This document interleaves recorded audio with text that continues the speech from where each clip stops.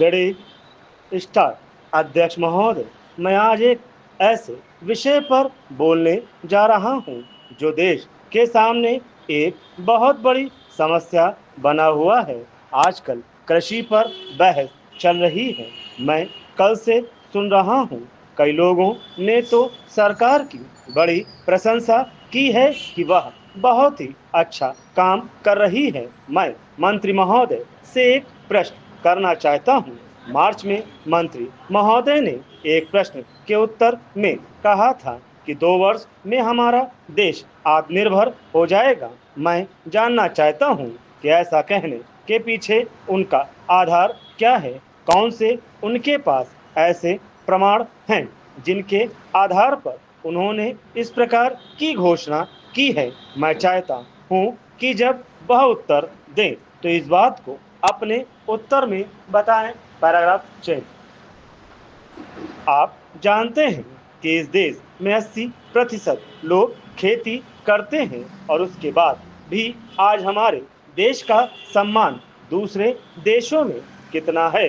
आज हम दूसरे देशों से देश के नागरिकों के लिए खाद्यान्नों का आयात काफी मात्रा में कर रहे हैं।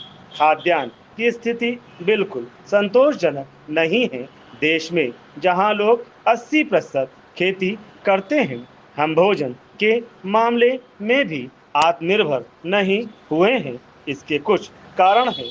जिस समय देश स्वतंत्र हुआ उसी समय से इस सरकार ने कुछ गलतियां की हैं, जिसका यह परिणाम है कि आज इतने वर्षों के बाद भी हम आत्मनिर्भर नहीं हो सके हैं। उसका सबसे बड़ा कारण यह है कि अपने देश में पहला स्थान खेती को न देकर उद्योग को दिया गया है।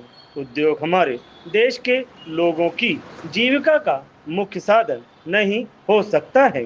भोजन की समस्या के हल के लिए किन किन चीजों की आवश्यकता है, उसकी तरफ हमें ध्यान देना चाहिए। सबसे पहले पानी की आवश्यकता है। मैं समझता हूँ कि देश में सिंचाई पर काफी जोर दिया जाना चाहिए और सिंचाई तथा खाद्य मंत्री एक होना चाहिए। यह मेरी मांग है। पानी के बाद खेती के लिए खाद भी आवश्यक है। खाद का स्थान दूसरा हो सकता है। आज देश में खाद की बात काफी जोर देकर कही जाती है या कहा जाता है कि उपज को बढ़ाने के लिए खाद की आवश्यकता है।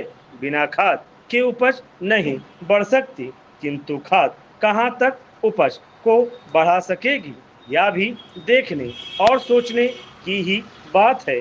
इस ओर एक समन्वय